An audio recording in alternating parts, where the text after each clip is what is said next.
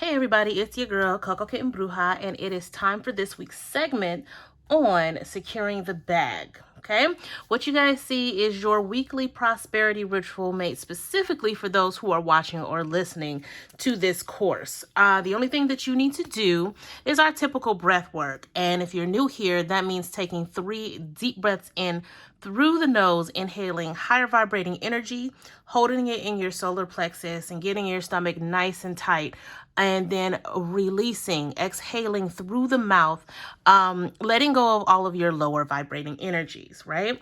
And then when led, whether it's the beginning, middle, or end of this video, I want you guys to focus your intentions into the candle for 10 seconds, okay? Really quick before we get started, this will be the normal day for all course updates. All of the classes that will drop will be every Thursday. Make sure you guys tune in on Saturday for the live Q&A that's happening. And yeah, let's go ahead and dive right on into it. Today we're talking about sovereignty versus solicitation, and how this works with money alignment. Be sure to hit all of the things you're supposed to hit when it comes to YouTube, the like, subscribe, the share, all of that. And then hit the notification bell so that you don't miss a class that drops every single Thursday. Okay? So, Madam Google defines both sovereignty and solicitation as such. So we have sovereignty being defined as a self-governing state. Very simple, right? And solicitation being defined as the act of asking for or trying to obtain something from someone, right? We all know what solicitation means. We hear it all the time when it comes to people calling us on the phone, trying to get us to buy stuff, ads that's all over social media, all of that stuff, right? Very simple. Both of these things appear to be opposite from one another, right? And fosters a place of prosperity and poverty. But they're both interchangeable. And so often we hear one is preferred over the other. You've heard me say that one is preferred over the other. But I want to break it down to where it's understood that both can bring a state of prosperity and poverty consciousness. So if you're new here, I'm going to back it up a little bit, because you may not be aware of what poverty and prosperity consciousness is. So we're going to break it down, okay? Prosperity consciousness sounds pretty straightforward, right? Being in a state of prosperity. But let's take that further. Prosperity consciousness / energy is about contraction, right? Poverty is about restriction. It's about lack of resources, lack of movement, right? Whereas on the flip side, expansive energy is about prosperity energy or prosperity consciousness, being open and understanding of your worthiness of abundance and all that entails, expanding your belief system to know that any and all things are possible through intent. We hear that all the time, right? It's pretty simple. But these two types of energy are not always easy to navigate in and out of. And like maintaining a prosperity consciousness takes a lot of work. Like it's not something that, okay, I have prosperity consciousness, now I can move on with life. You have to constantly be in a state of prosperity consciousness, right? And of course, we'll get into those two concepts in another module. The purpose I'm talking about today is getting these concepts in your mind so we can work through it smoother down the line, but also the things that I'm talking about as far as sovereignty and solicitation, you can understand where they fit in those two concepts. So let's talk about how sovereignty and solicitation actually plays a factor in both poverty and prosperity consciousness. And in order to do that, I want to go a little bit deeper into both of those concepts as well. So based on my simple definition, ask yourself, are you sovereign? Take a moment, really think about that. You don't have to answer right now.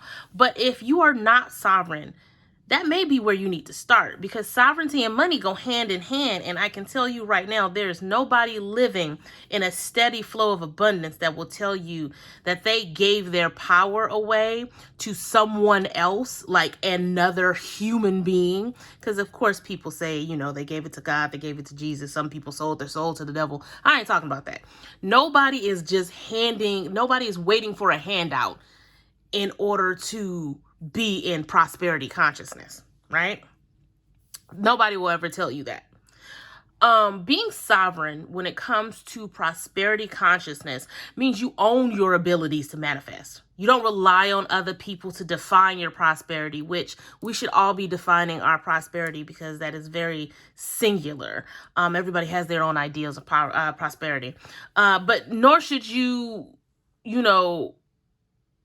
nobody should also define the road to get to your prosperity, right? Understanding that expansion is the key to allowing the flow of spirit to align to your financial goals. This also means doing the work. Like, you guys are going to have to understand that prosperity consciousness comes with work, constant work. Whether it's healing from financial trauma, changing your vocabulary, or doing your research on financial knowledge and terms. Like, if you want to invest, you have to know how to invest money. You have to understand the stock market, things like that. You are self-governed. So that means if you don't do it, nothing or nobody else will. Plain and simple, right? On the flip side, having an overly sovereign energy can also put you in a poverty mindset, where you rely on yourself so much that you actually create resistance, right? For example, like, let's just say you need $5,000, and the only way you're trying to obtain this $5,000 is by gambling at a casino. You are determined that your alignment to this $5,000 is only going to be through gambling at a casino. This is where resistance happens. This is poverty consciousness through sovereignty, right? Or the idea that you getting a handout makes you weak. So if you don't go get it yourself, and you're seen as weak because you had to ask somebody for help or ask somebody for resources. Again, this is poverty consciousness through sovereignty. This is what we don't want. Being closed off from asking for help. Like, we're not, it doesn't make any sense, because we're not meant to be in this world alone. So asking for help every so often is not a bad thing. It doesn't make you weak. Being truly sovereign means you stand tall in your own power, but cause no resistance to your natural alignment. That is the key. That is where true sovereignty takes place, is understanding that you can be sovereign and still understand that your alignment calls for reaching out for resources, reaching out for help, and that doesn't hinder your sovereignty, right? So when we talk about solicitation energy, it's a contractive energy, right? This is focusing on others to help you reach a goal. The handout mentality, right? Now, before y'all blow up my comments about me talking about handouts, hear me out. There is nothing wrong with asking for help. I just covered that. There's nothing wrong with asking for help. And, we'll get into that in a moment. But when you are basing your soul alignment on the alignment of others, meaning they are financially able to enable you, then you find yourself dwelling in poverty consciousness. You have contracted your path of sustainability. And so with that, the alignment is also, restricted, because you're now depending on others and you're giving away your power. You are essentially relying on others because you are avoiding the work you need to do yourself. I'm going to say that again. You are essentially relying on others because you are avoiding the work you need to do for yourself. This is keeping your life in a state of lack. When you choose to give away your power and sovereignty by putting yourself at the mercy of others, you can't expect the desired result to be fulfilling, because you are at the mercy of what's given to you and not what you worked for and actually manifested, actually aligned to. When you do the work for yourself and you are on your own path of alignment, sovereign and focused, the end goal will be more than what you even expected. However, when you avoid doing the work, when you avoid being sovereign and you're at the mercy of what's given to you, you are also at the mercy of being unfulfilled more often than not. Why? Because you're taking whatever's given to you. And you have to remember that nobody sees your vision but you. You can explain it until the end of time, but nobody will see your vision the way you do. So there is no handout, there is no enabling in the world that could ever live up to the vision in your head and your true alignment. So you will never really be fulfilled by constantly taking handouts and constantly being enabled, because when you do the work, you're working towards your vision, and spirit sees the work, spirit understands. And so your alignment winds up being greater than what you could even imagine, right? So how can solicitation be used in a prosperity consciousness after hearing all of this, right? Reaching out for assistance and reaching out for because of avoidance, is two different things. When you reach out for assistance, it doesn't have to be money. It can be information. It can be resources. It can be so many things outside of money that can still keep you fully aligned, right? Soliciting for your betterment is how you stay in a state of prosperity. Soliciting for avoidance is how you stay in a lack mentality. Plain and simple, right? This week, I want you guys to think about the way you approach money. Is it mainly from a sovereign place, or is it mainly from a solicitation place? And once you have that answer, does it reside in a poverty consciousness or a prosperity consciousness? Really think about it before commenting, because I want you guys to comment down below. But really think about it, because I want you guys to absorb this message, and I want you to really understand what it's saying and how it's speaking to you, because everybody's going to pick up on different things differently. This week's lesson is very foundational to what we'll be covering, through the other modules, through the other topics. So I want you guys, even if you need to play this a couple of times, take notes, really understand where we're coming from this week.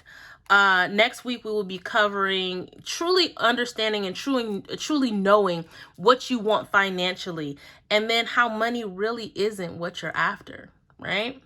So you guys tune in next week. I hope this week was something that resonates with you guys, really hits home, so we can get the ball rolling on this class. I'm so excited to present this to you guys week after week. This is going to be a great experience, not only for those who are interested, but myself as well. I am learning things as I go, and I can't wait to present it all to you. And FYI, everything you see here was made by me except for the crystals. And this is my specific money blend that I created for this course. So holler at me if you are interested in any of those items as well. Again, tune in next Thursday for next week's class and all of the other fun stuff that we have going on. There will be guided meditations happening twice throughout this class. They are the financial guided meditations that will only be available to those who subscribe to the membership on this page. Also, there will also be extra money readings for members. So be sure to join. You will see the link in the description for that as well. As always, I'm rooting for you guys, and I'm sending you a ton of love and light. And until next week, secure that bag. Peace.